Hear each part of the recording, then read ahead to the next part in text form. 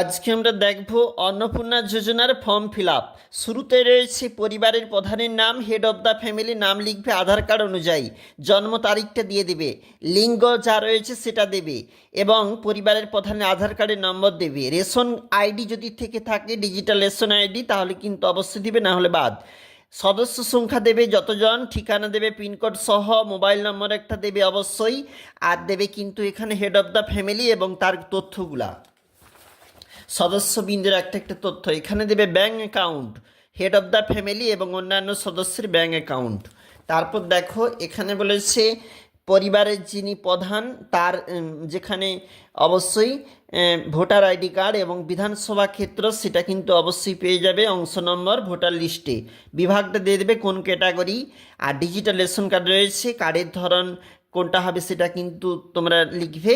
Ration দোকান থেকে মাসিক রেশন নেওয়া হয়, 3টি বা তার বেশি কিন্তু বাড়ি নেই বা রয়েছে যদি সেটা দেবে। জমির মালিকানা অবশ্যই হ্যাঁ হবে এবং এখানে জমি রেকর্ডের কপি, যদি না থাকে তো না। তারপর দেখো জমির মোট পরিমাণটা অবশ্যই দিয়ে দেবে। বাড়িতে যদি 4 চাকার গাড়ি থাকে হ্যাঁ দেবে, না হলে না। সদস্যদের স্বাস্থ্য বিমা যদি থেকে থাকে তার বিবরণটা একটা একটা করে কিন্তু দেবে। আর এছাড়া প্যান কার্ড যদি থেকে থাকে তাহলে হ্যাঁ দেবে, না হলে না।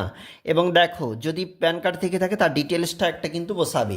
তারপর দেখো এদিকে কর্মসংস্থান, পরিবারে যারা যারা কোন কাজের সঙ্গে যুক্ত তার কিন্তু একটা একটা করে বিবরণ এখানে তুলে দেবে।